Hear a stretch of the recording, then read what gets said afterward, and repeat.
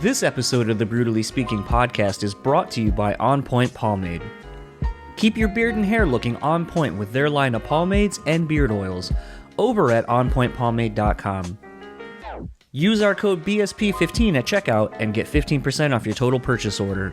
So thanks again to On Point Pomade for sponsoring our show.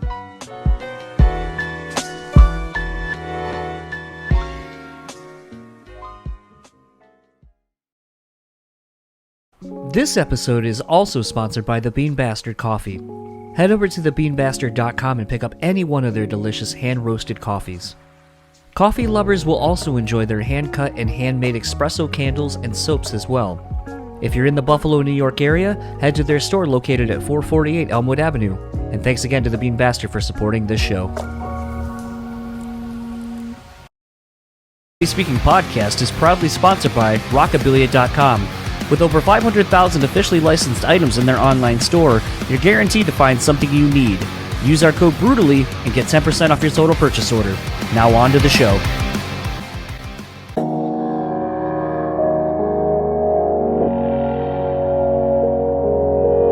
People say you have to have a lot of passion for what you're doing. This rings true because it's so hard that if you don't, any rational person would give up. It's really hard. And you have to do it over a sustained period of time. So if you don't love it, and if you're not having fun doing it, you're gonna give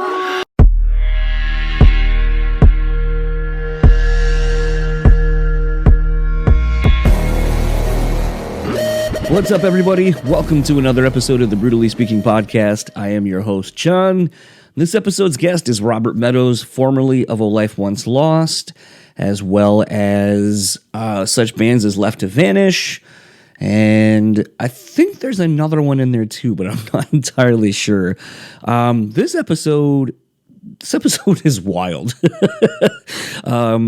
I was linked to Robert through friend of the podcast, Dewey from Pure Pleasure Podcast, and I didn't really know what to expect because sometimes Dewey has hooked me up with different guests and it turns into this thing where, you know, either if he knows the person personally, it'll be a text chain between, you know, that person, myself and Dewey, and was one of those where, you know, Bob was like all about it. We're ready to go, excited. And then him and I started kind of corresponding separately from the group text. And it was kind of funny because... And why this is important is because of how this episode ends. But it was one of those where our communications were, when they were happening, they were awesome. But then they would just fall by the wayside for a long time. And then it just kind of kept taking more and more time to get this interview set up. And was one of those where, you know, we're talking and, you know, as I've said countless times, you know, I don't plan on anything for these anymore. We just have a conversation. And this thing just goes all over the place. I think some of my favorite parts are, you know, we kind of get into some really interesting shit. And then, you know, somehow it just kept kind of leaning political, which is funny because I'm not super political, but somehow we would kind of venture into that territory, you know, or we would talk about something and then, you know, Bob would just be like, yeah, I'm getting too fired up. Let's change the subject. And it's just one of those where I'm like, all right, I mean, cool. But man, this is just a fun, wild conversation. I'm not going to spend too much time talking here in the intro just because of how expansive this conversation is. Anyway, here's my conversation with Robert Meadows of A Life Once Lost. I'll talk to you on the other side of it.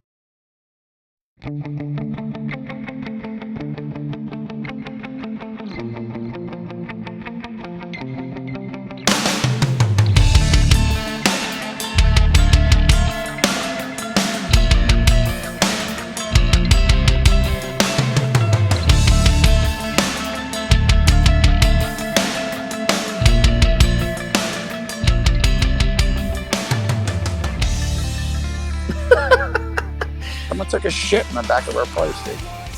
Disgusting. Savage fucking human beings. I mean, has this like past year and a half taught you nothing about humanity? Oh my God. Don't get me started. Started, dude. It's fucking brutal.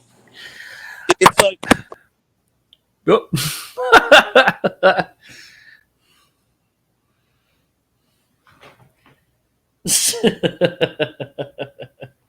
There he is. Apologies. No, you're good. I'm trying to find a good position here that's socially acceptable. Here we go. I got a spot. There you go. Right behind the old pharmacy here. I'm sure many a tale can be told from that behind that pharmacy. Oh my god. A lot of fucking degenerates back here. At one point, we were those degenerates that we would probably be talking about now. I am probably most likely still that degenerate. Let me move my Rolling Rock out of the way. Well, that's fine. I'm drinking a nice beer myself. Yeah. Yeah, I know. It's you have to work. You know what I mean? Like, I tried to stop to drink. You know, drinking was kind of getting in the way of my life and shit. And I work in a kitchen, so every time I'm fucking done, I'm like, fuck, I need a fucking cold beer, dude.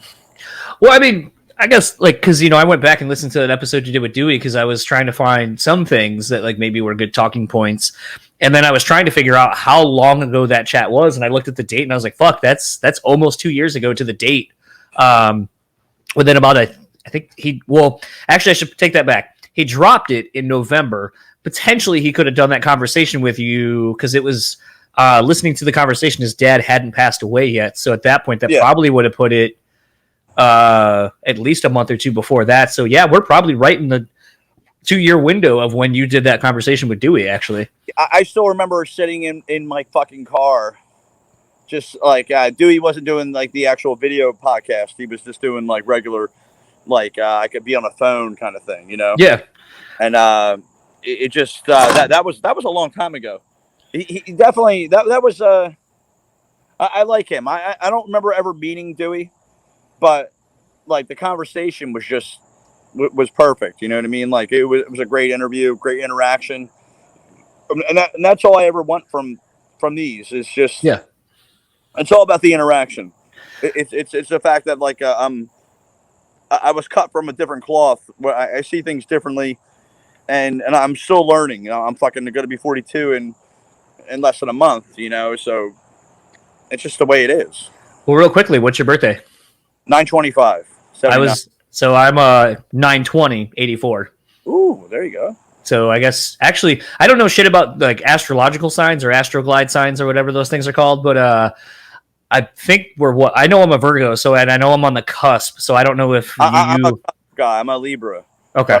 Cusp of Virgo as well, and I hold a lot of their traits. I probably hold more of their traits than I do like Libros. That's funny. I know. So I was talking with Justin Graves earlier today, saying that I was going to talk to you, and I was like, "Hey, like, you got anything that would be a good launching off point?" And he goes, "Ask him about shoe fucker." Oh God. And he gave me zero context as to what that means or represents or anything. Is this where we're starting? Sure. Yep. All right.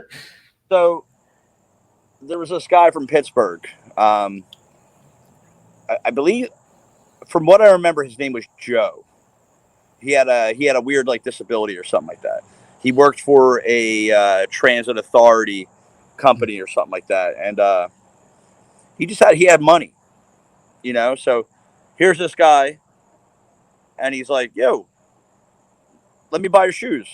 I'm like, "What?" He's like, "I'm into fucking dudes that scream, and I want to buy your shoes." And I'm like, "What?"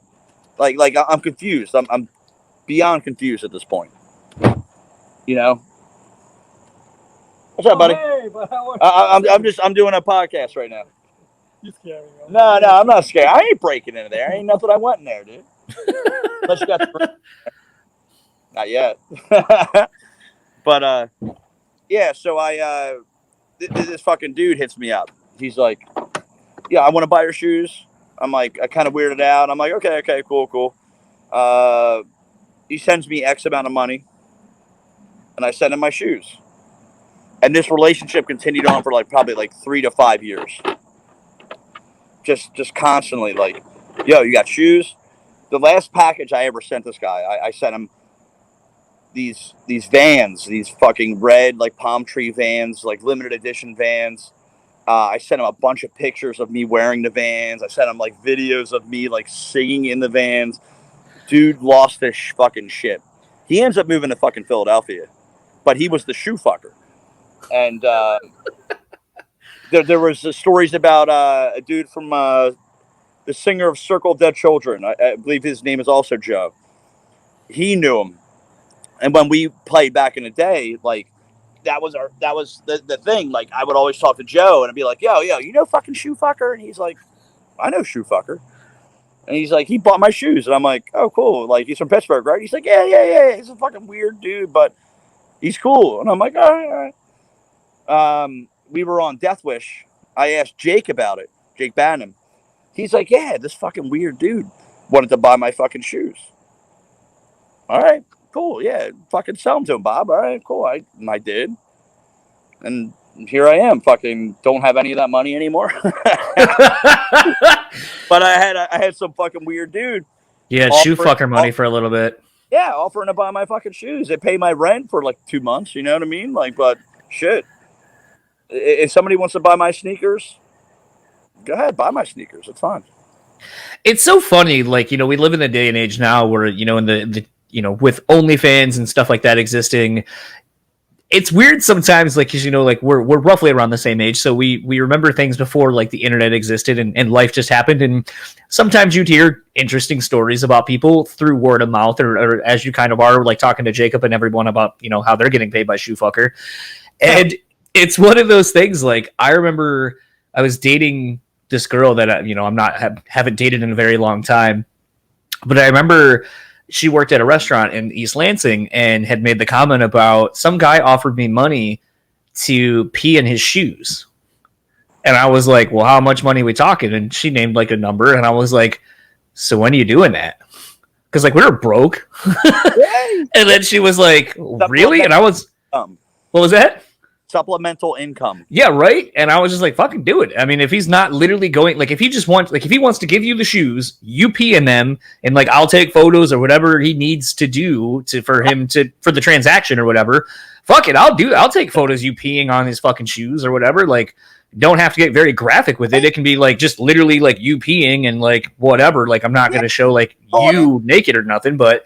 And like it was weird, and then just a picture of a little stream in the shoe. Yeah, yep. And then whatever. And I remember like this is a weird conversation to have, but I love it because I love when they just go all over the fucking place. So not piss anyway. I don't like it when pee goes everywhere. But it was funny because so when I lived in Lansing and another friend of mine that like a childhood friend was living up there, we were both working at the mall and this girl walked by and he was like, oh man, that girl's so cute. And he's like every day she'd come to walk to the store she worked at and he would just like fawn over her. And then like one day he said something. I was like, yeah, too bad she likes getting shit on. And I was like, he goes, what? And I go, yeah, she likes getting shit on. And he goes, how do you know that? And I go, well, my ex, the one that I was just talking about, dated her guy. The girl that was walking by, it was dating her guy. And apparently he was real big into that. And then he was like, well, maybe she does. And I was like, here's the thing. You don't date someone that long. Like that couple had been together for like at least over a year and a half. And I was like, that's not a fetish. You just are like, I'll put it to the side. It's cool. It's whatever. Like that's probably something that's a deal breaker almost immediately, I would imagine. That's questionable for me. Like I don't. I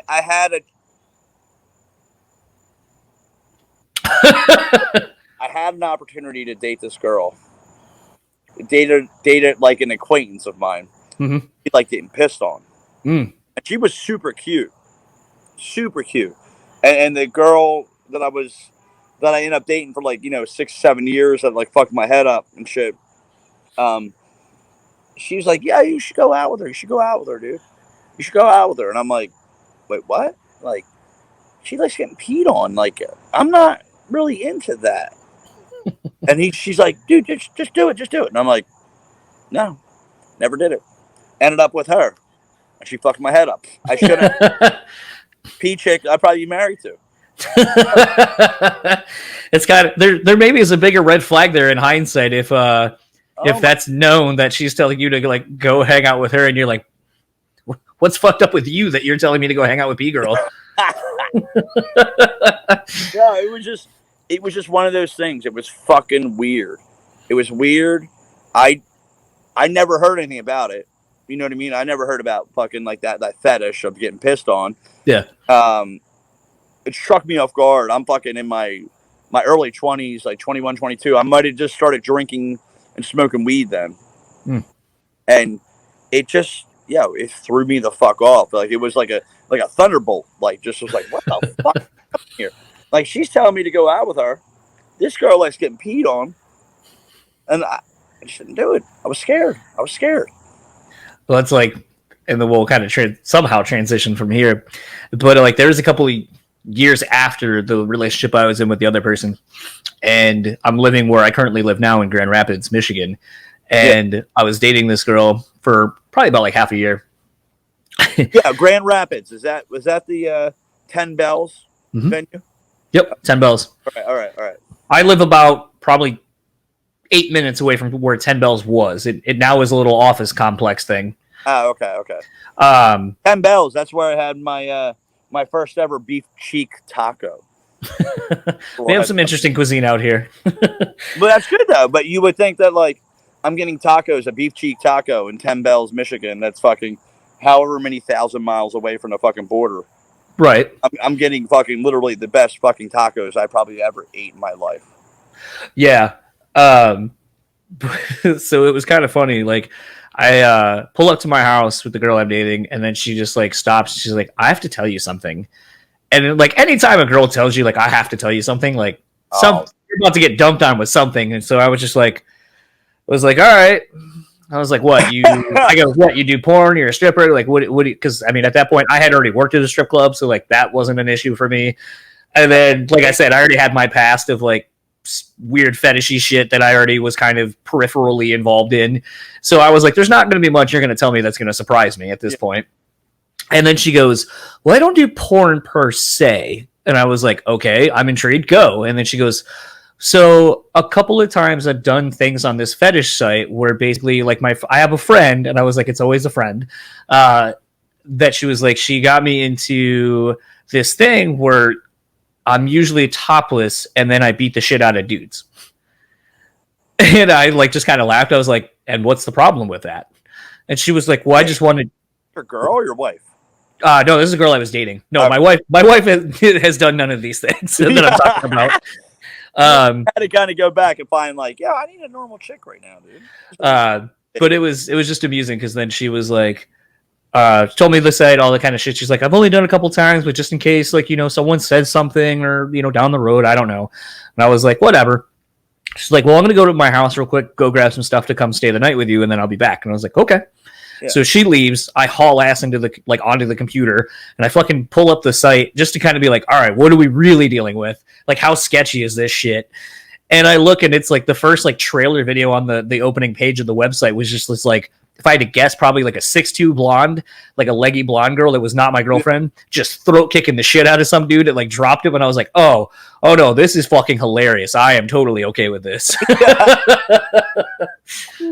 But like, I'm not a big porn guy. I think porn like fucks your head up a little bit and stuff, but I have watched my fair share of porn, and I think if I would have actually seen that, I would have got scared.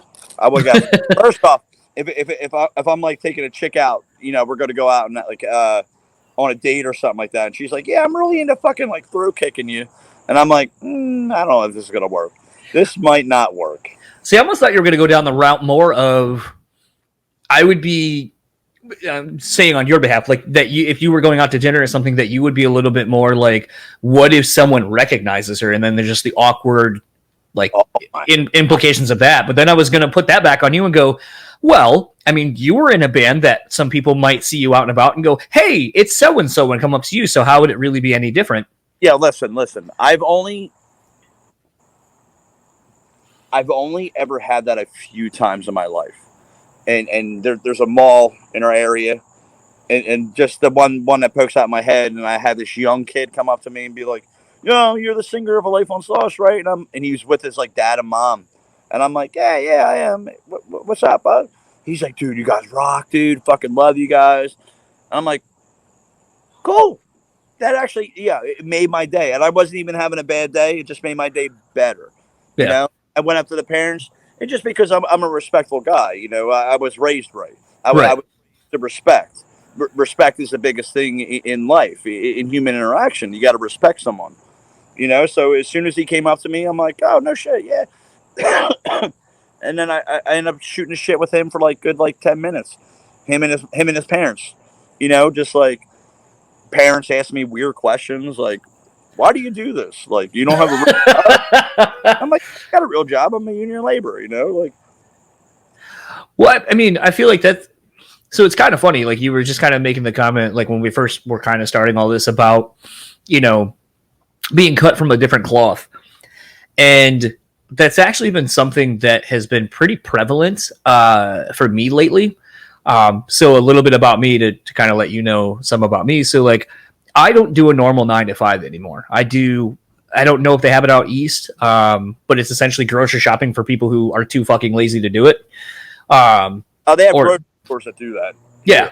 Yep. So I do that as my main gig, which allows me to have the opportunity to pick up and do whatever the fuck I want when I want. Yeah. And then I work at a bar at the door a couple of nights a week, just for some supplemental income. Yeah, exactly. So it's one of those where I was kind of having a couple of lean weeks doing this. Like, I forgot it was the holiday coming up, so it made more sense once my wife kind of was like, well, it's the holiday. People aren't going to grocery shop just to be gone for a week for the holiday.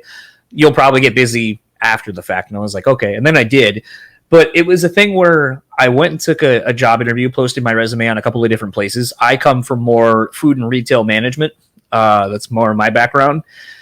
And it was one of those things where, you know, one of the jobs I applied for immediately sent me an email. They're like, hey, we'd love to do a phone in with you. When are you available? And I was like, I got time. Whenever works best for you. It kind of strung me along, like, oh, this popped up. Can we do it in like an hour? And I just essentially sat there for like fucking half a day, essentially, waiting for this fucking person to call me back, or to call me in the first place. Then after, you know, kind of laying the groundwork of everything, of what the company's about, what I can expect, you know, hey, if you want to come in for the in-person, if you're interested in this going further, let's go. So do the in-person, literally waste a whole fucking day, essentially, doing paperwork, like doing a shadow of like the whole building, talking to other people, taking tests and all that shit. And from the jump, the job had been vocalized as being a salary position roughly, and it was a logistics specialist, because that's what also I do, is shipping and receiving stuff. Okay. And so I go, and the whole time I was like, 40 is what I want. I'm worth 40. Like, I know I'm worth more, but I think legitimately I can 40 hours. No, 40,000 a year. Oh, okay. Like, I can justify you paying me 40,000 a year. That puts it at about $20 an hour. So it's like, I can justify that all day long based on past experiences and what I've made at other jobs. So then they're coming back to me, and it's like, well, we're going to start you off at like $15.50 an hour, and you'll be working like 45 hours. And I'm like, dude, go fuck yourself. And I really was just like, I really felt bad. And I was like, I countered, and I was like, look, I'd be willing to take this. And I was like, it's not quite what I wanted, but it's still more than what you're going to pay me. And then I feel like I'm worth, and the industry standard is starting around this anyway. And then they come back and they're like, well, this is an entry level position, which is not what the job title or description posted it as. And it became one of those things where I was struggling a bit with knowing how I was raised, which is you earn everything you get. You don't ask for things, you earn them. But I'm at this age where I see this transition between the younger people coming up going, I'm not going to fucking do that unless you pay me blank, because that's what I'm worth, or that's what this job is worth. And if I don't set the precedence and say that this is what I feel I'm worth or what I should get, then you're always then taking the less amount is always going to be what's expected of you. And then if you bust your ass and work overtime and do all this shit, what happens then? Well, that's the expectation. And if you don't do that, then now it's like, well, you're not doing what you're supposed to be doing. And it's like, well, what about Joe Blow over here, who barely does the bare minimum and skates by, and you're telling me that essentially we're the same employee, even though we're really not. But like, no, you're not. But here's the whole thing that's going to get kind of fishy if this country implements a $15 minimum wage. And you got to think that, like, I mean, back in the day, I'm drawing a blank on what this was called, but as like, you know, costs rise, Cost of living. so does wage. Yep, cost of living goes up, and Co- or cost- living. Yeah, So you're getting paid just as much as this every time it goes up. Yep. And we stopped doing that back in like the 70s or the early 80s or something like that, because Yeah. they're like, this is stupid. So now you have people out here fucking making and working like 3 fucking jobs, like a single fucking mother, and their husband's in fucking prison for some fucking marijuana possession bullshit. You know what I mean? Like, and you have this woman busting her fucking ass to fucking make money so she can pay rent, so she can buy these kids clothes, so she can buy the kids food, so she can provide. And it's the country is so fucking beyond fucking corrupt with when it goes to that. You know, they want us to suck the tit, and it's just mind boggling. You know what I mean? Like, fuck, I can't even remember the last time I ever made minimum wage. And I mean, some of my first jobs out of high school, shit, I was a fucking busboy when I was like 16. And after that, I took lifeguard training, and I was fucking making good fucking money. You know, I'm making enough money. It was like $9 to fill my tank of gas when I was like back in '98. yeah. You know, it's like a 2021. It's fucking over here. It's like over $3.50 a gallon. It's just fucking insane. This whole thing is crazy, dude. Yeah, it's interesting, and I've kind of been struggling with this whole thing of like, you know, and having gone to therapy earlier this year, thankfully, like my therapist and I at the time decided that I'm good and have the tools to work through the things that I was having issues with. But, you know, I still apply some of the things that I learned and have taken from the therapy sessions and so forth. And, you know, something I just kind of been wrestling with is, and maybe it's because at a previous job I had, we were losing a lot of people who had been with the company for 20, 30 years and the tribal knowledge that they possessed. And then you'd have new people coming in and they don't know how to do anything, and no one knows how to explain how that other person did all these things because that person was always there. And that's when it comes into like, excuse me. Yeah. Smoking weed. You're good. When the person's leaving, they got to be able to explain to the new person coming in, kind of filling their shoes, and they should. That's a respect thing. Correct? It is. Unfortunately, what I far too often see... I see it all the time, but go ahead.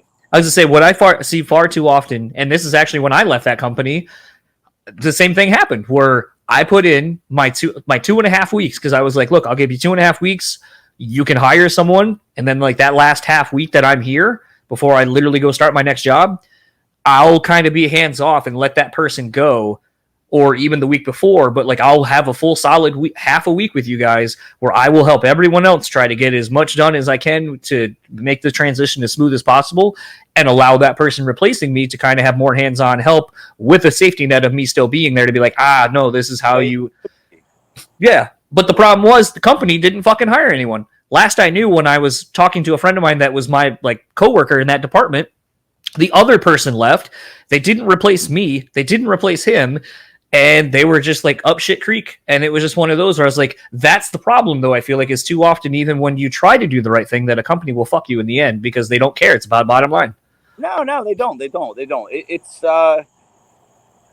Are you talking like early stages of pandemic kind of shit? Like with the whole like, I know the entire country fucking fought with it. The fact that nobody wanted to work, and every state was and federal government was just like, you know, giving out money, like free money, and just not encouraging people to work. So initially, my job was one of those. I was gonna say my job was one of those working in shipping and receiving. We made parts for Procter and Gamble overseas. So we were a conveyor belt making company. So we would make stuff that essentially would either hold food on it, would hold pharmaceutical stuff, whatever that Procter & Gamble was making. So we were deemed an essential business. But it became a point where there wasn't enough work coming in because other places that were giving us material to make, or other smaller companies, were now laying off their employees. They were getting COVID. And so then it turned into, well, there's not enough work for everybody. So it was if you want to go on leave, but then it wasn't determined whether we would be able to come back, like how all that was going to work out. So everyone was really skeptical about leaving.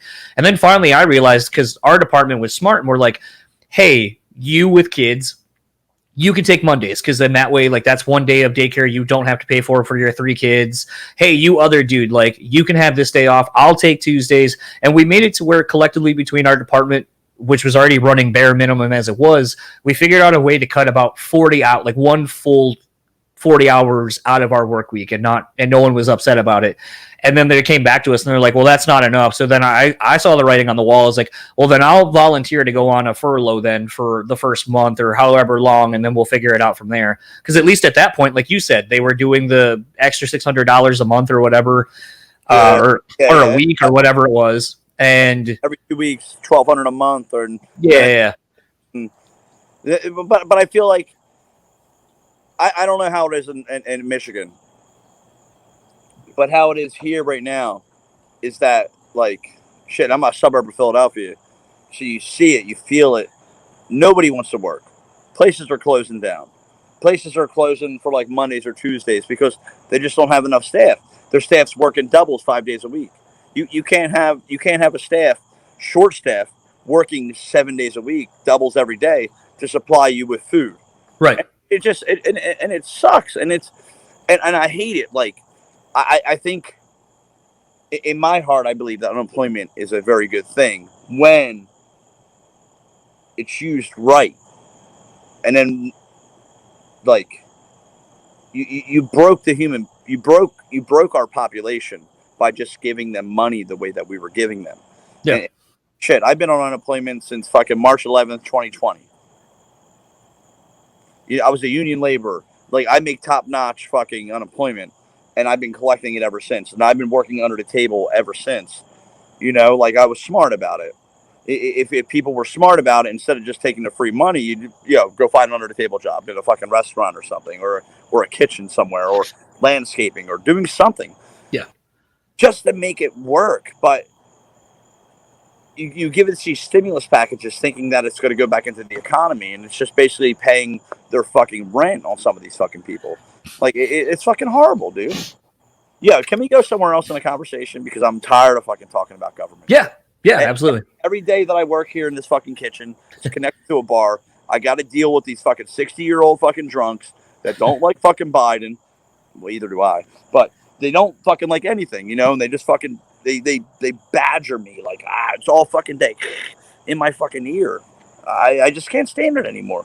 It makes me so fucking like uncomfortable, uneasy. Like I'm like, shit, man. Like, I remember when I was a kid, it was just so easy. And I remember in my 20s, it was so easy. But then again, in my 20s, I'm traveling around the world playing music and fucking screaming into a microphone, breaking microphones on my fucking forehead and shit. Like. It was the good old days. Well, I feel like... Okay, sorry. Go ahead. No, go ahead. No, I was going to say, I mean, I think that's something actually that, again, something else I've been kind of talking about more. So I feel like I would hold your opinion based on some of the things we've been talking about a little bit more in a higher regard, because, like, I know in what limited capacity my wife and I have been traveling since we've been together. Like, we're going to Nashville toward the end of the year, and it's her first time going to Tennessee, and it'll be like my third or fourth at different stages of my life. Yeah. But it's one of those where I feel like I got a burp coming. There it is. Excuse me. I feel like between, traveling myself, seeing things firsthand, having, doing this podcast where I get to talk to people who live all over the place, that I feel like your view of the world isn't so narrow to only what in your city, your town, whatever, your limited experiences, because you actually have lived a life and gone and see things, that I feel like it can't help but make you more informed as to how things should or could be, because you fucking have seen these things firsthand. Yeah. I mean, like, sorry, didn't mean to keep it on here. I just no. Say that. No, you're good. You're good. It's just it's one of these things. It's like. I had an opportunity. I first off, let me start here. I wrestled in high school. My coach was like this: set goals for yourself. What weight class were you, by the way? I started at 112. I finished at 145. Oh, so I started at 112 and went to 128. Okay, so you're a little guy. Well, Yes. but Not anymore. Surprisingly, if they wanted me to pack on weight, they should have just started giving me this. that's what we had to do. No, but like wrestling, like it was always implemented in my head, dude. Like it was forced. Like set goals for yourself, and I set these goals. I'm like, I want to be on MTV. I want to be in a magazine. I want to fucking go to Europe. I want to be on Ozfest. I even said Ozfest. I'm like, I fucking hate Ozfest. I want to be on Ozfest. I want to do all these fucking stupid things. I accomplished them and surpassed them. And just the social experience, because that was always my thing. That was always my fucking main thing, was to meet people from that city, that town, that county, that state, that country, and talk. I just wanted to fucking talk. You know, it doesn't make it easy when I toured, like, you had fucking Bush as president. So, you know, going to Germany, they're like, oh, your music great, but what's up with Bush? And I sound Russian right there, I'm sorry. But it drove me crazy. Like fuck, man. Like, I don't know. I'm lost. I'm lost. I'm lost in it. You know what I mean? Like, I don't understand what's going on. But then again, at that age, I was too young. I didn't understand. Now, being older, and I see what's going on, and it's never going to change. In our lifetime, it won't change. If you have children, in their lifetime, it will not change. It will continue to be like this. It will always be like this. It's always going to be a struggle for the working class. Working class, all we're here to do is to fill a salary and $40,000 desks for these politicians that exist, you know? Like, why? They work for us. How can they make more money than us? How do we fund everything they do and they work for us? It's confusing. It is. You know, you have career politicians now. Career politicians should never ever exist. If you want somebody that kind of to head up the fucking like a laborers like just overall like work field, why not fucking elect a union official? Maybe someone that has the experience in it. You know what I mean? So now they understand it. Like these people they don't cut their grass. Like, come on, man. Like, there's one thing. As I say, up right now, dude. As I say, if there's one thing that I take a lot of pride in, and I think it goes back to just being taught to take pride in it, is actually mowing my lawn. Like, it's a weird thing. Like, I fucking hate it. Like, because it gets hot here. It's been hot the last, month or so here. Like, the humidity is just terrible. But it's one of those, like, when you mow the lawn and you're, like, the first one on the block, and you're like, yeah, you motherfuckers got your shit-ass lawn. Mine's not. It's always that case. It's always that fucking case, dude. Well, it's same with, like, shoveling, too, because I know you guys get snow out there. Dude, no. You guys get fucking killed with snow over there. I know you get killed with snow. I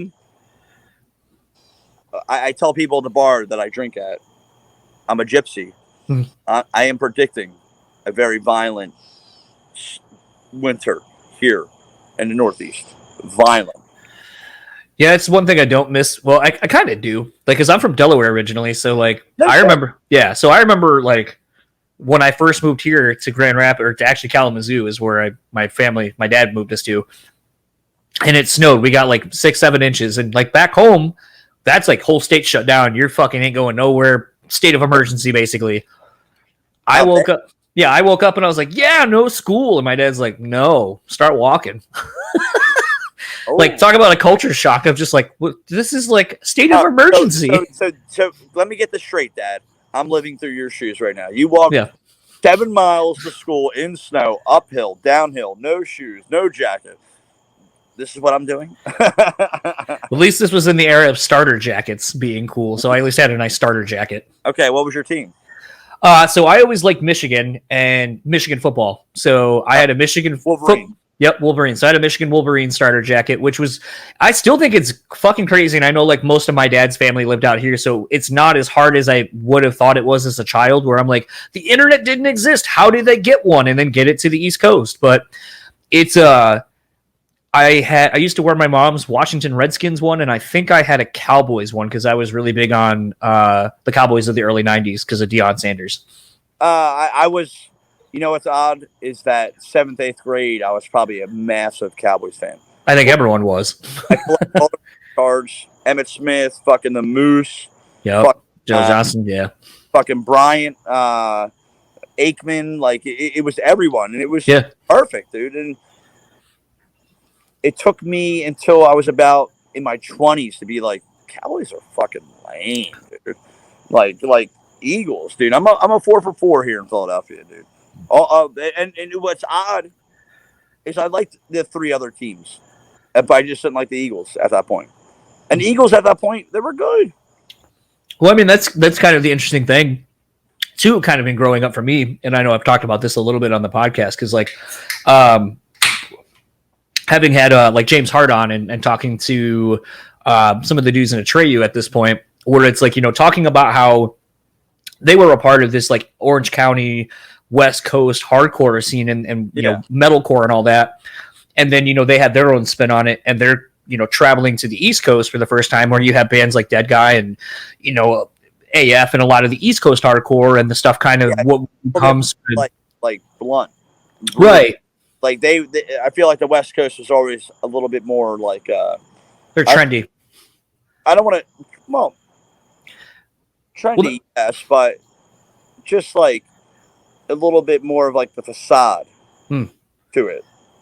Dead Guy was honest. Yeah, I was honest.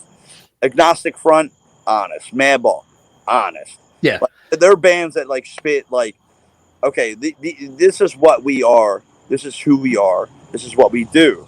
They were honest fucking bands. Like, I feel like I always had a hard time connecting with California bands. Like, I didn't like a whole lot of California bands. And there's a handful that I do enjoy.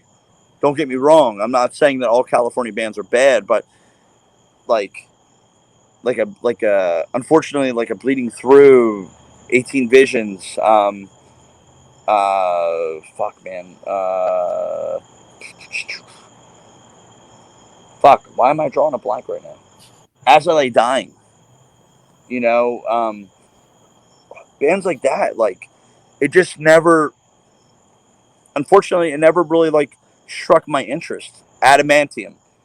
Like I felt like it was just too, like, perfect. You know, I liked the rawness, Endeavor. You know, Ensign, fucking, I had For the Love Of, I had a guilty pleasure for fucking Nora, Carl Severson shout out there. Yeah. But like, it was just one of those things. Like, then again, I was an East Coast guy, you know what I mean? Like some of my first show, my very, very, very, very first show, hardcore show that I saw was Christ, we were just talking about the show the other day. Christ, Unsane, Orange 9mm, and there was a third band on it that didn't show up, and that was the first show I was ever at, the first Unitarian church. My first experience, exposed to it, 16, 17 years old, 1997. That's what I'm seeing.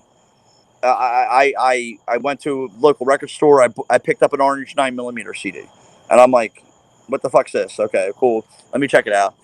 Not even realizing it's fucking Chaka from Burn.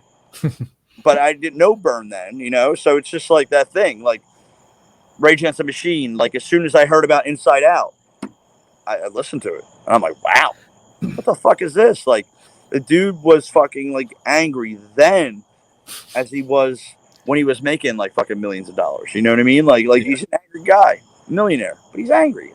Who knows why? Well, I mean, that's like, even, you know, the kind of point of talking about that is just, you know, there, like I said, the culture shock of just not only weather, but just music. Cause it's like, I know I was young, but it's like growing up in Delaware and being, you know, an hour or so away from Philly, like having kids I went to school with who had family in Philly or in Jersey or in, you know, some might go to like Massachusetts or go to New York or whatever. Like we weren't so far away from the bigger cities where they had a music scene, because I mean, Delaware, as far as I know, still does not, but I traveled to Delaware very, very early in my early 20s when I was still straight edge, to go and see like Joshua Fit for Battle, Neil Perry, The Now, Stacia, like all those screamo bands. And then I was friends with this dude Dennis, who was in Dead and Buried. He was bringing us down to church shows and playing like at churches and stuff. And that's how I became familiar with Delaware. Delaware always had a very strong underground scene, but never big like bands. And I could be wrong. Well, I was going to say, I think that right there is one of the first times I've ever heard of there being a scene, but that's the difference right there in age between you and me, where I came out here in like 90, 95, 96. Yeah. So I'm like 11. So it's like I can't go to shows and stuff like that. So the music, like, and that was more what I was saying, is the music I was being introduced to was straight up, I'm a product of MTV. Like MTV's on at our house almost 24/7. So I mean, I'm getting introduced to alternative music, metal, hip hop, you know, R&B, anything and everything. Plus I'm getting introduced, you know, being at like a mixed school, literally. And that was a big culture shock for me. In going to school in Delaware and so forth, I would say it's a good 60-40, white, black, or whatever. Yeah. I move out here, and in the whole entire school district, I think when I moved here, there were like 4. There was one teacher who ended up getting like quit, quote unquote, and then like the next day in the newspaper I saw that she was saying that like her homeroom class and other people were racist toward her, which I was in her homeroom class, and I was like, what the fuck, I never saw anything.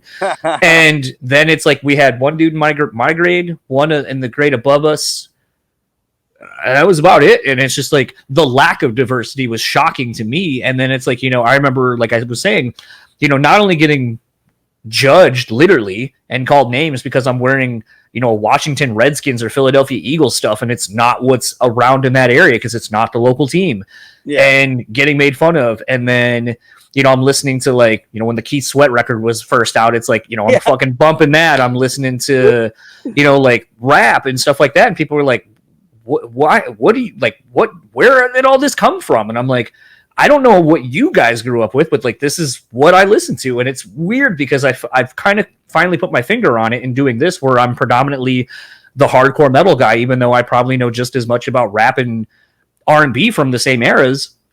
Is it must have been equally as weird for each coast and the hardcore scenes to meet each other, because the differences I can spot and notice between East Coast and West Coast rap, and then even the stuff of the late 90s, early 2000s of, like, you know, Atlanta, Louisiana, and stuff like that, New Orleans, like their sound kind of being a mixture of their environments. It's like you can start kind of piecing together these things.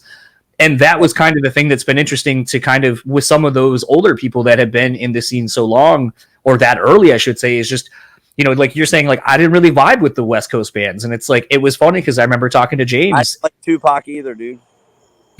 But here's the funny thing. Pac is from fucking New York. I know, but he always identified as that West Coast rapper, which fucked up.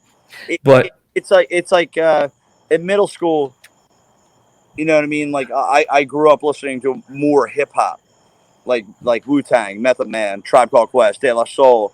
You know what I mean? From there, I was introduced to, and I had a paper out, so I'd wake up early in the morning. So I heard like Green Day one day, and I'm like, oh, this is fucking sick. Like, this is awesome. And then I'm up early in the morning, Beavis and Butthead's not on, but they're playing videos, and I see Rage Against the Machine, and I'm like, what the fuck is this? And that's what basically took me on this ride, was Rage Against the Machine. And then that's where I saw bands like fucking, you know, Alice in Chains, Pearl Jam, in the early days, Nirvana. And I never really liked Nirvana, but I just liked that crusty, like that ignorant, like vibe they had. Alice in Chains. Alice in Chains was fucking, for me, like, lyrically, that was probably the closest thing I ever got to what I was doing. I was never a Pantera fan. I didn't like the heavy yet. And then this fucking dude, I'm working at this laser tag place called Ultrazone. And this guy Brian takes me home. He's like, yo, you ever hear Shelter? And I'm like, what? I'm like, what the fuck are you talking about, dude? And he puts it on. And all I hear is this Christian chant. And I'm like, what the fuck is this? And then bang, fucking sucked in. And he's like, yo, you ever hear Same Black Church? And I'm like, no. Boom, fucking puts it on. And you ever hear Prima? No. Fucking puts it on. And it's like all these bands, Orange 9mm, that's the dude who fucking showed it to me. That's when I saw a Troc flyer, and I'm like, oh, Orange 9's playing at the Troc? I'm fucking going, dude. Let's fucking go. And just like being in the middle of the crowd where it was like kids are fucking dancing, kids are moshing, kids are just feeling good. And it was just, all I could do was just stare at Chaka the whole fucking time. Like, it was just one of those things. Like, I'm seeing this fucking beauty. Like, this fucking, like, never saw anything like it. I'm like 16, 17 years old. And I'm like, fuck, I want that. You know, I just wanted that. And I just worked my ass off to get to that point, you know. But like the West Coast bands, like, I never liked fucking Tupac. I like fucking Biggie. I'm a Biggie man. If you put them up against a war, Biggie's gonna kill them all fucking day. Tupac was insightful, but Tupac I did not like. Do you feel like that era of, I don't know if it's open-mindedness or the fact that, using a rap term, actually, I don't think the rap term actually kind of applies, but as I say, having, you know, people showing you that we're like a little bit older and more in tune with something else. Do you feel like being introduced and having your mind blown like that? Like, you know, I have the same story of like the first time I literally heard the first Slipknot record and was just like, yo, what the fuck is this? I could tell you where I was, what classroom I was in. Same with the first time hearing the first Korn record. I can tell you exactly where I was when I heard that first record. I don't feel like kids have that anymore. That experience with that connection to music.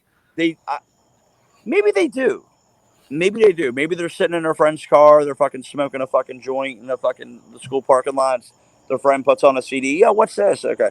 That could be their introduction. Or they put on their fucking digital their phone. Meshuggah. First time I ever heard Chaos Sphere. First time I ever heard Meshuggah. Colin Frangensetto from Circus Survive This Day Forward. He was the one that showed me that. First time I ever heard System of a Down. I was on my way to a show with this band Kill Verona and a bunch of other like emo bands.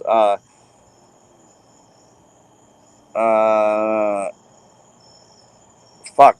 I had a list because I actually did this on my Facebook page. I was like, yo, Give me like a list of like bands. Like, you hear a band, you can remember the exact first fucking time, or it drags you back to that beautiful memory that you had. Music is one of those things that brings you back to that memory. Her Space Holiday, like some weird like Explosions in the Sky style band, always brings me back to this fucking one girl I fucking dated, and I can't listen to it anymore. You know, like bands like Engine Down, like I can't listen to them anymore. I remember the first time I ever heard Pantera was in my guitar player Doug's, who's in ecstatic trance now. The Life on Sloth's guitar player. The first time I ever heard Pantera, and he played me Concrete Sledge, and I'm like, yo, this is the metal. It sounds fucking like ignorant, like hardcore, like just real beastie fucking riffs and shit like that. You know what I mean? Like, it was beautiful. It was absolutely fucking beautiful. Yeah, I mean, I think that's the thing and like I said, I don't know if the younger generation, because, and coincidentally, like I was just right before you and I started with this. So, last week, my wife and I went to the Kanye listening event in Chicago because it's a couple hours away. Yeah. And I have a friend that went to the first two in Atlanta.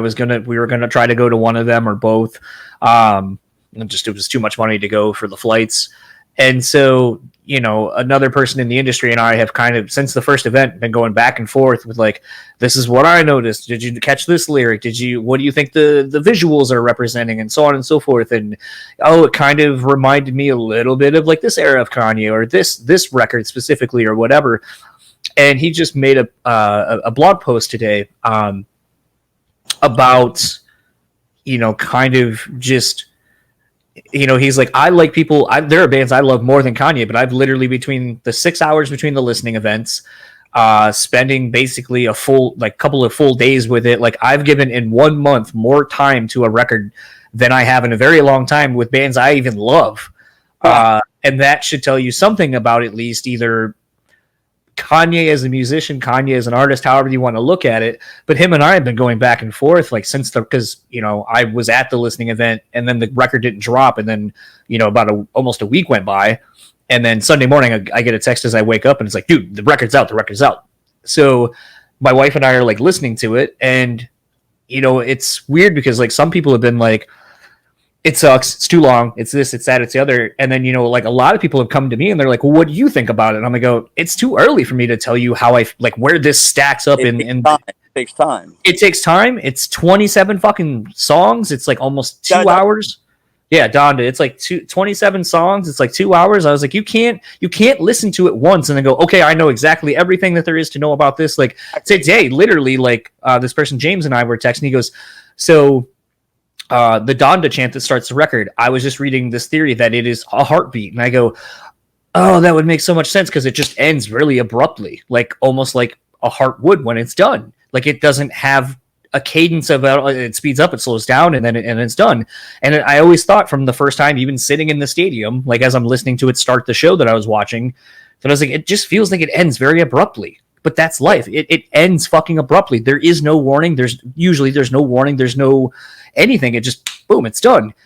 And so we've talked about that. We've talked about, mortality, some of the visuals going into it. I've started wondering after 3 sold out, essentially selling out football stadiums for 3 different listening events. I go, where you're not actually watching someone perform the songs live. They're reacting to what's being played over. Could this set the bar to now where we're going to get new experiences where someone might go, I'll play my music and then I'll do a performance art to it. And now it changes the medium of what live music or whatever actually is in this capacity. Can it have a bigger ramification in the music industry on that level? And so we've been talking about that. And it's just to me, and that's been the one thing that both him and I have been very adamant about talking about. It's regardless of how you feel, you're talking about what this is. You're talking about the art. You're talking about the performance. You're talking about everything encapsulating the music. And it's one of those where it's you can not like the person or the artist or whatever, but to me, it's you can't deny that the fact that culturally we're all talking about it and had been talking about it for a month is... I mean, he fucking hyped the shit out of that, dude. Absolutely. Now, I will say I was one of the few people in attendance, at least in my area, that was able to recognize that it was Marilyn Manson that was on that the house porch with him. And I was like, yo, that's Manson. Said it to my wife, and then someone's like, who is that? I go, it's Marilyn Manson. They're like, oh yeah, we didn't know who that was. Sorry about that, dude. No. I agree with you. It's any record that I initially listen to. I always have to listen to it. Yeah. Every time a Meshuggah record comes out, people hit me up. They're like, oh, what do you think? And I'm like, I don't know. I haven't digested it yet. Give me time. Time, and I can give you a proper answer on that. Well, how much do you think that's spurned on? Sorry to cut you off. How much do you think that's spurned on, though, by this culture of first? Being the first to comment on something, being the first to be somewhere. How much do you think of it as that, though, now? I mean, it could be that. It's a different culture. Shit. I'm fucking 41. I'm going to turn 42 soon. Okay? I work in a kitchen right now that if you have 2 people in the kitchen, I'm still older than both of them combined. Type of shit. You know what I mean? It drives me crazy because I don't have anyone to talk to that's on my length. I entered this kitchen as out of a favor for a friend of mine. And now I'm just fuck. My communication skills, my mental capacity. No one can talk to me on my wavelength. And if I get into some weird fucking conversation with somebody, they're lost. They have no idea what to fucking say. And it fucking sucks. You know what I mean? Like I enjoy talking to people. I enjoy conversing with people. I think that conversing makes us smarter, makes us more intelligent, makes us wittier, makes us just more well grasped around like what's actually happening in our lives. You know, like if I come here and I fucking sit here and I listen to these fucking old dudes talk fucking politics all fucking day. And it's just one of the craziest things in the world is that they say, you know, these guys are bad and these guys are bad. But how am I 41 years old and I know that fucking both guys are fucking bad? Like no one has that intention of ever helping us. They're only helping themselves with everything that they fucking do. It's the craziest fucking thing. I didn't like Trump. Fucking God, I don't fucking like Biden. I don't like Trump more. You know, I'm not a fucking Trumpster, but I don't think Joey's fucking making the right decisions. Donnie's fucking off the chains. Well, I think that even kind of speaks to more like, you know, I was talking to a friend about something else in general, but I think the generalization still applies where, you know, it's funny. Actually, fuck it. I'll just say it because I don't give a fuck. This person's probably never going to come on the show, and I don't give a fuck if they do. But you look at like what Tommy Vext is doing with after his split with Bad Wolves, and you know, I made a comment to somebody. I go, you know, it's crazy. I go, I've said this to somebody else when they talk bad about their exes, all of them. Well, then this relationship failed, and that person was crazy. And I go, you're the only fucking constant out of all these failed things. Yeah. Maybe you need to start looking at yourself and going, what needs to change with me so these things don't happen. 1 sec. Yep.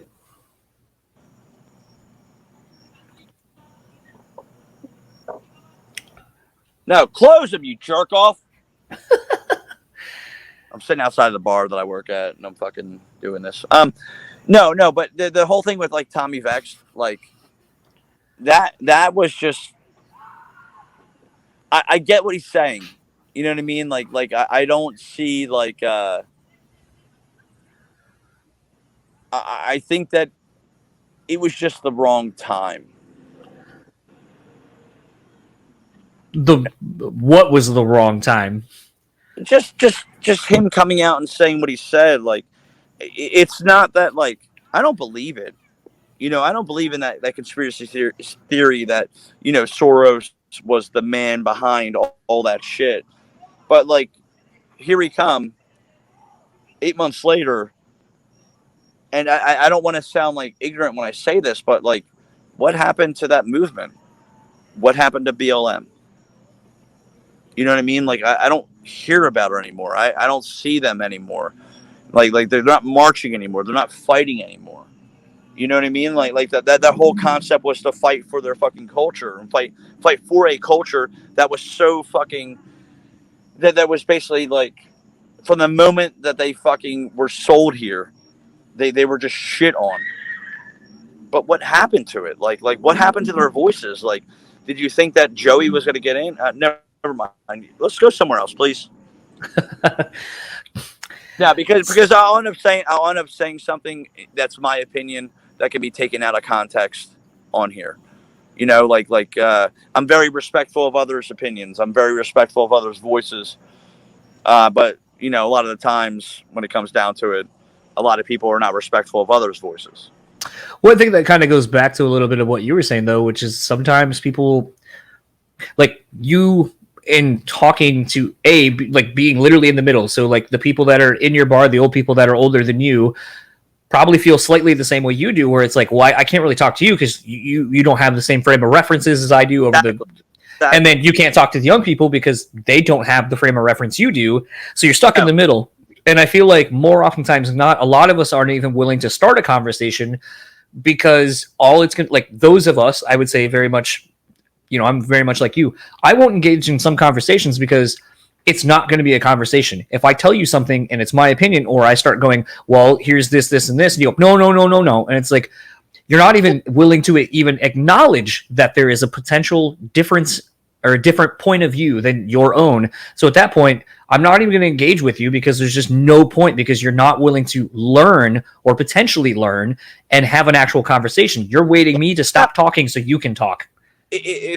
What I see is, and just from experience, like I could be wrong, like I said, but the older generation I talk to, like some are willing to listen to what I have to say, and it doesn't have to do with politics. It can do with anything in life. You know what I mean? Like my stance on religion, or my stance on just like making food, or my stance on just how to treat people. Yeah. You know, like. But a lot of the times, like when we get into like a political conversation with a gentleman that's a little bit older, or a woman that's a little bit older, just they almost feel the need that they have to teach me. You don't have to teach me. Like I'm living this life. I'm living my life. You're living your life. We're living in the same exact fucking time. We're living in the same moment. We're breathing the same fucking air. Settle the fuck down. Yeah. Okay. You are not an overseer. You are not the fucking person that's going to tell me how it is. Like, you're not going to change my mind. Stop trying to convert me to your fucking beliefs. Like, I don't believe in that kind of conversation. A lot of the times you see that conversation. A lot of times you experience that conversation where people they want to convert you. You know, it's stupid. Yeah, I wonder how much of that is just growing up in an era where it was, you know, and I'll personally use, because it's something I've kind of been coming to the conclusion of. I think it deals a lot of the people who, you know, we grew up in I would say a very overly religious time period, growing up in the, you know, the 80s and so forth, and it's always right and wrong, and it's like sometimes there is a fucking middle ground, but like I feel, because I run into this when I have conversations or whatever with my dad, like where it's like he'll be like it's right or wrong, there is no middle. I'm like, well, not entirely, not always. And if that's how you see things, then you're never going to change. It's not. Yeah. Now it is not. Now you have to find the middle. Like you can't like one or the other. Well, why can't I like the middle? Like, why are you telling me that I can't like the middle? Why can't I ride the middle? Why can't I say some of the things that he did and some of the things that she did are right, but a lot of the things they did were wrong? That's what it's going to come down to. Like, I will play a middle ground. It's just, it's not necessarily my nature to be like that middle guy, but like, fuck, man, it's just, I'm me. I'm Bob. Yeah. I mean, like that's a beautiful thing.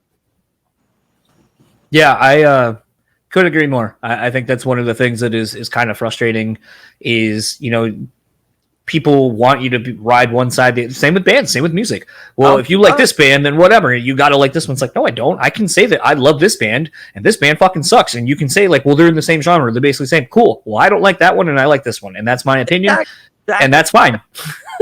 And you can like them, and that's fine, too. I don't care. Yeah. Like, we both can live our lives, and it's not the end of the fucking world. It's fair to live our lives. You know what I mean? Like, it's that's what our lives should be. Yeah. We have our freedoms. You know what I mean? Like fuck, man. Cannibal Corpse isn't like a top 5 band for me. But if you put any other fucking death metal band that kind of remotely sounds like them, I probably won't like them. So I was doing another... a friend of mine that was a co-host on this for a little while, he has a show called Discography Discussion, and maybe perhaps you should go do one of those episodes with him, pick a band and just talk about their discography in chronological order. But for when I joined, it was like almost all death metal shit, and I was like, I, as a genre, am not really that big of a fan of this, because I just hate the lack of production. And it's funny, because Dewey gives me a lot of shit. He was like, everything you like is so, like, polished. And I was like, but look at when I grew up. I grew up in the 80s where, like, metal was polished. Like, pop music was polished. Yes, you're right. And I was like, so of course anything I like is going to have a sheen to it that, like, I'm going to gravitate toward the best sounding thing. Like, it's just how I'm going to be, because that's what I was kind of predisposed to early. Yeah. So death metal to me is just one of those where it almost prides itself on being the worst sounding recording ever. Yeah, I mean, I didn't like death metal for certain reasons. I attracted more to like grindcore and shit. You know, like I like the fucking noise. I like the fucking just the fast, like the Discordance Access, Spaz, Charles Bronson, like those kinds of bands. Like that attracted me to that power violence grindcore kind of thing. And you got bands nowadays like fucking still doing it, like fucking Bandit from Philly and shit. Dude's fucking ripped. Like What the fuck is the other band I've been listening to lately? There's a band from Cali called fucking Spy and Zulu and fucking what was that fucking other band? I try to listen to a lot of stuff, like especially when I'm at work in the kitchen, like and I'm making like cheesesteaks, you know, like I like weird aggressive like things. These kinds of bands always do it, like Cannibal Corpse. Okay, this is the radio. Bang, fucking going. I like Corpse Grinder. I don't like Barnes. I think Barnes is trash, dude. It's not good. Trash. Yeah, they're not good. but Cannibal Corpse, and he just got fucking Eric Watan for fucking from Morbid Angel. Like come on, man. Like this band's gonna be sick as fuck. Yeah, this is Timmy right here pulling up. Trumpster.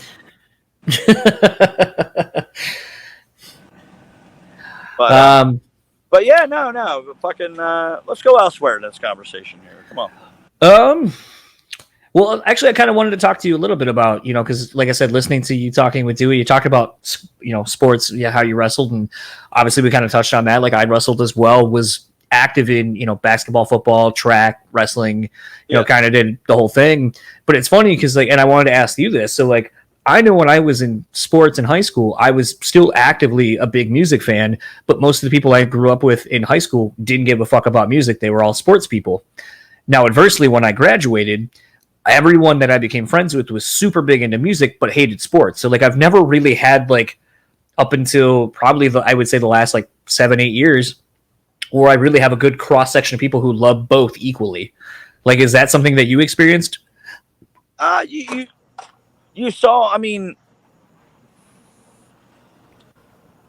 you had certain people that just like were straight music.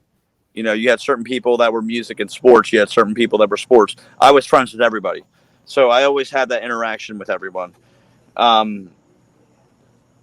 You know, it's kind of funny, and I've been talking shit about one of my friends. This fucking dude. All right, like 10th grade, like Mohawk, fucking chain wallet, fucking punk rocker, dude, fucking anti-fucking everything, dude, fuck sports, dude, fascist. Now this motherfucker's rocking, is rocking fucking like weird. What's this? Oh yeah, thank you. Yeah, I'm out here, dude. I trust you, Henry. So, the fuck was I? Fucking. You were talking about the anti-establishment dude in 10th grade, Mohawk, all that. Yeah. So now this dude, all of a sudden, is like the biggest fucking sports fan. Sixers are in the playoffs. He's fucking rooting for him. I'm every time he would post something, I'm like, dude, I remember you when you were like fucking just anti everything, dude. You were just a straight punk rocker, but like a mainstream punk rocker. You were never like a fucking underground punk rocker, and saying all this shit. And he's just like, dude, I've changed, dude. Right then and there, I'm like, all right, cool. That's cool. You can recognize it. Like, I'm not going to sit here. I'm done saying anything to you. I'm done fucking talking shit. Like, it's done, you know? Like you change. That's fine. We can all change. We're allowed to change. You know, as a human being, like I might have did something when I was younger. I'm obviously not going to repeat that same mistake. You know, the older I get, the more that I learn. And that's the beauty of life. Like, you should be able to learn from your mistakes. You should be able to learn from choices that you made when you were younger. You know, a lot of the bands I listened to when I was younger, I still listen to them now. You know, music for me has always been that like fucking passion, that push, that thing. Sports, always that thing for me. I like the competitiveness. I'm on a couple pool teams right now, so I play pool, like 9-ball, 8-ball, 10-ball, and my competitiveness is always going to exist. Like, I'm always going to want to play. I'm always going to want to get better. And that was the whole mentality when you played sports. You wanted to get better. You never wanted to settle with who you were. As a musician, you never wanted to settle with who you were. Yeah, I think that's one of my big, I would say probably best and worst traits is I'm still very competitive. I think it's a natural male thing. Males are very competitive. Not to say females are not as well, because I've met a lot of very competitive females in my life. But I feel like as a man, like, and especially if you played sports, t-ball, soccer, football, wrestling, like we did, basketball, track, anything. You compete. You're going head to head, and then wrestling was the biggest thing for me that made me competitive. Like, it didn't matter who you were. It didn't matter what school you were from. It didn't matter the experience that you had. I'm going out there and I'm going to wrestle my hardest. I'm going to try to win. And if I don't fucking win, so be it. You were the better man today, or the better adolescent. But it's always been like fucking like hold that competitiveness, and especially within bands. And that's a lot of thing that people do not talk about, was the fact that bands were always super competitive with each other. Very. And I experienced it a few times while touring that made me question things. Like, I'm just like, I thought we were all out here doing the same fucking thing. Like, we fucking practice, we write, we record, we put a record out, and we do these things. But now it's competitive because we're touring and we're trying to make money. Even though you're taking a bigger gate of the door, like, you're still trying to compete with me. Why? I'm the opening fucking band. Why are you competing with me? Why aren't we fucking like joining together to make everything better? Right? I feel like metal and hardcore is, for as much as it being a scene that's supposed to be inclusive, and for a bunch of people who felt outcast from the rest of everything else, it's weird that it's usually often one of the most self-cannibalizing scenes too, because it's sort of like I was saying a little bit ago, and like you just said, it's like everyone's in competition. Well, you like this band? Well, that band sucks. This band's better. And it's like, well, why can't we just all support our favorite bands? I mean, that's the whole idea of that music community. Like, I mean, shit, fucking metal was fucking born out of fucking punk rock and fucking like rock and all this shit. You know what I mean? Like come on, man. Like why am I competing with you? Why are we not teaming up and just challenging everything? Not musicians, not bands, but just challenging everything outside of it. Like, why fucking like why do you have to battle me? I think the answer to that I figured out in doing this for 5 years and talking to a bunch of people and talking behind the scenes, like off record and stuff, I think it's honestly labels and managers and whatever all pit you all against each other. What was that? It's the influence. Yeah. Yep. You're influenced by the labels, like you said. You're influenced by the managers.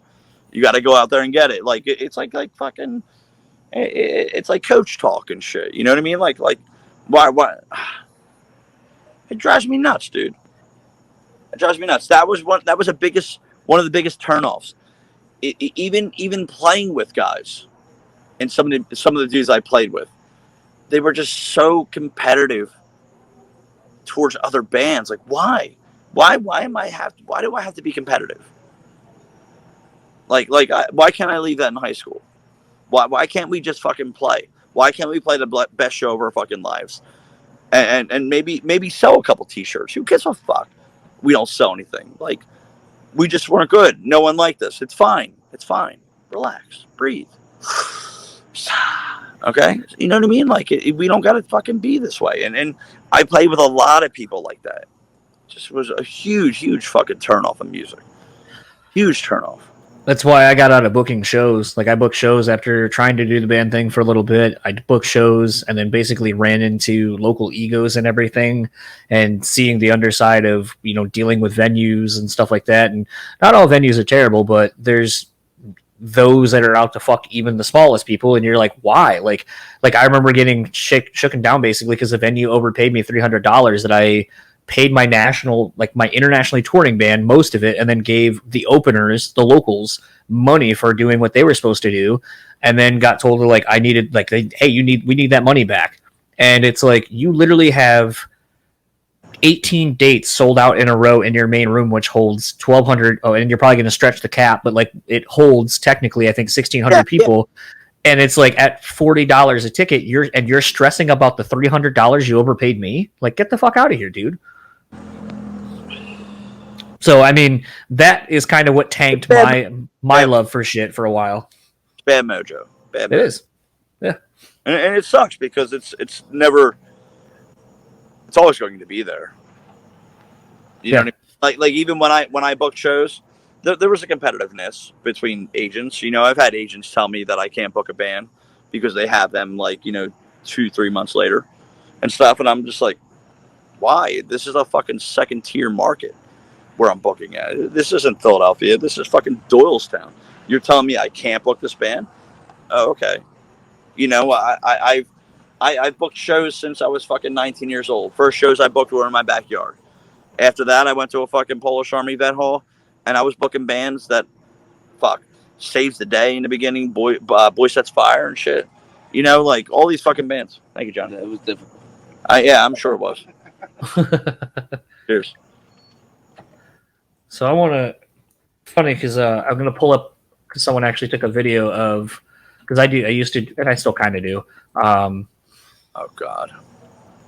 do shows in my basement. So I was going to ask you, like, one of your favorite, like, just bonkers ass, this thing was, like, more people than there ever should have been, and who was it, and, like, what happened? How did the night go? Are you talking about my booking or my playing? Either or, I guess. I bet both would probably actually have a fun... Okay. I did, there was a venue in Philadelphia, 38th and Lancaster. What was that? That's what I'll show you in a minute. Okay. 38th and Lancaster, a place called the Kill Time. Okay. 600 or 700 people in a venue that probably fit 250, 300. Okay.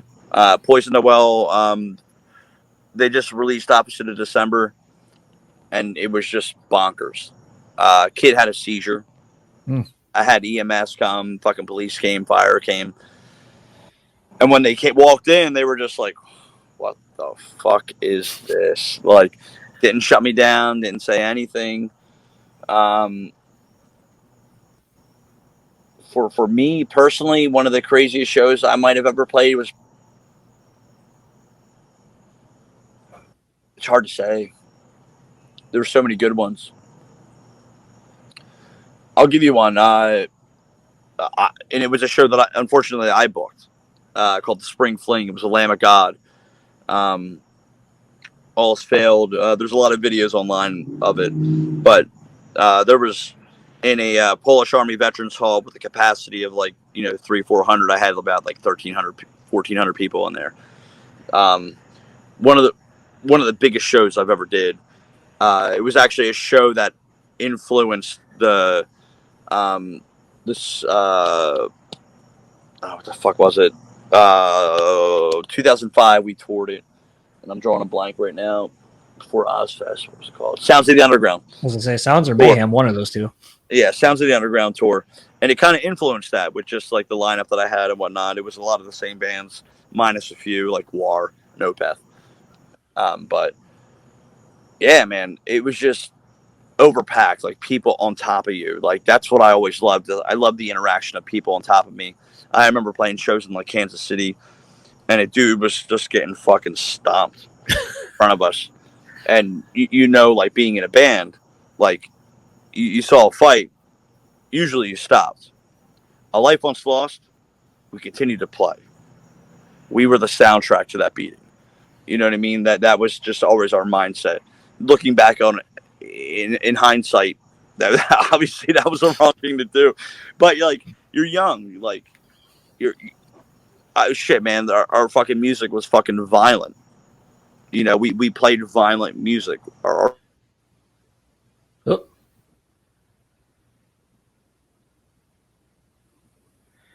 Well, let's see if he comes back. Otherwise, that'll be a kind of abrupt ending to the episode. Let's see. I wonder if his phone died.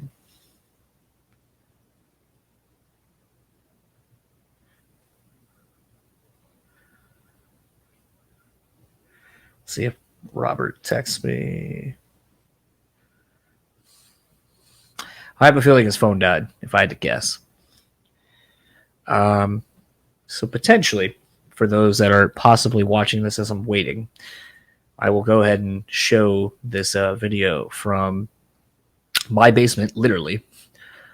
This is the band Expire. I've had Zach on the podcast previously. I know, obviously, some things revolving around that. None of that was known at this time. But this is in my basement. This is 140 paid people plus the bands. I think there was Expire and 2 or 3 others. 2 or 3 locals, I think. Actually, I think there was one other band that was not a local band. And it was just fucking insane. I don't know. Let me see if I can. So, like, the girl that is. Actually, I think the dude behind this girl with the plugs and the black shirt just gets fucking smoked almost immediately upon the show starting. But I'll just kind of show you some of the craziness. Turn it down a little bit.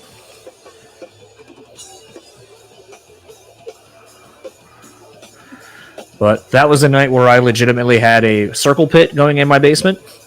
As you can see, people are grabbing pieces of my ceiling tile and beating each other with it.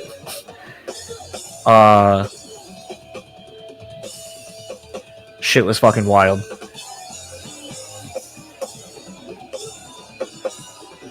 Let's see if I can skip forward to some crazier parts.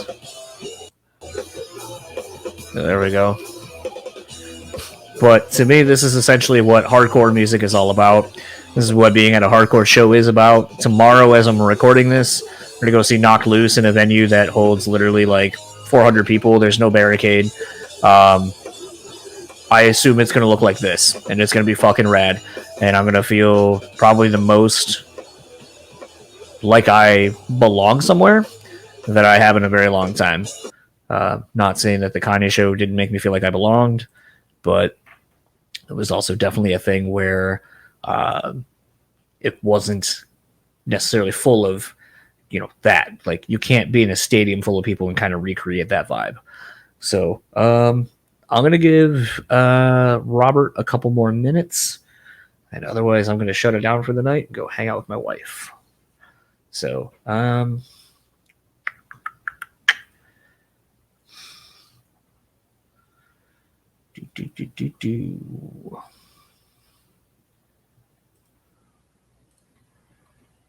Still no Robert. Yeah, I bet his phone died.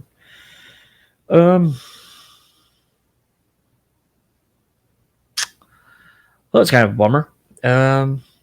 Hopefully you enjoyed this so far.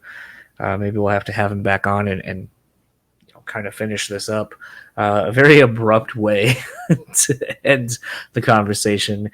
I guess I could almost treat this as my outro to the episode and just kind of say that. I don't really know if Robert has much social media. I know he's got a few bands that he was doing. I don't know if he still is. All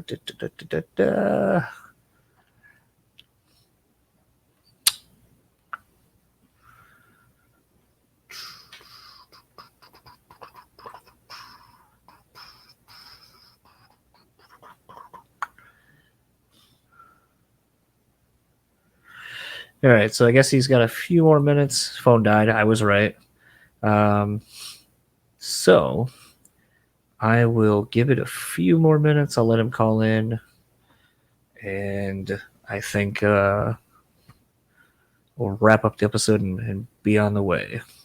So that was my conversation with Robert Meadows. Again, formerly of A Life Once Lost, Left to Vanish. And full transparency, I actually tried a few different times to get in touch with Robert to finish this. As you heard, his phone died, and then I got a text when his phone was charging that basically was like, hey, my phone's charging, give me like 20 minutes, I'll hop back on if you're cool with that. So I was like, all right, cool, we're finishing this tonight. Wrong. We did not. I believe I texted him again a couple of other times over the course of months, really, trying to set up a part 2. He was like, yeah, let's finish it. I know we can, make a really great episode. And I was like, yeah, for sure, dude. Or, we can have that be the way it is. And then we just pick up and we do a part 2 and, see where that one goes. Because enough time will have gone by that we honestly could do that and just kind of see what happens. and we went back and forth with it, and just it didn't happen. Hasn't happened. I'm sure it will, but like I said in the intro, our conversations, our communications between Robert and I have been so sporadic that it is. I have no doubt eventually it will happen, that we will finish this conversation and essentially not finish the one we had, but we'll start a whole new one and hopefully be able to finish that one. But it is funny. Like, I sent this to Dewey when we were done, and I was like, do I put this out? Like, it's not technically done. And then he was like, I think the way the conversation went and just how all over the place it was, there's kind of no better ending to it than just the uncertainty of everything, that it just, because a phone died, like, that's the end of it. I feel like that's the best way, like, that this could end. So I sat on this for a while because it wasn't really specific to anything. It's not, it very much lives in its own world. And, I'm getting ready to go on a vacation, and episodes are kind of dwindling, and I'm like, you know what, maybe now's the time to put this out and just kind of see if maybe in a weird, like, kismet kind of way, by putting this out, maybe when I reach out to Bob again, it will allow us to kind of reconnect, and we'll find some time to have another conversation, and then I can follow up this episode pretty quickly, maybe. Or maybe this will just stand off as the only thing that we ever end up doing. Either way, I'm totally fine with whatever the outcome is. But this is fun. This was a fun night many, many months ago that I had, and it still puts a smile on my face. I think if you're listening to this, you can hear that I'm still smiling. Because this is why I love this medium, because of how spontaneous it can be, and you never know, if you just kind of give into it, where it's going to take you. So, all that said, the first socials, there's not much that I've been able to find for Robert. The only thing I did find was an Instagram, and that's at WSPINC on Instagram, and then it has links to some of the other bands that Robert's got going on, and I see that he posts, but this one, so it's funny, he has two different Instagram pages. This one seemingly is more of a cooking page, with some sporadic life stuff, like where you see him kind of recording vocals or something to that effect. And then he has another one under RDZ Meadows, which is a like painting page, and it looks like he hasn't updated that since July of 2 years ago, 2020. So it's just one of those where it's like he's not super active on anything, and the bands really aren't either. So I'm just going to keep it to this one. Maybe I will reach out to him soon and, like I said, try to get another one of these going.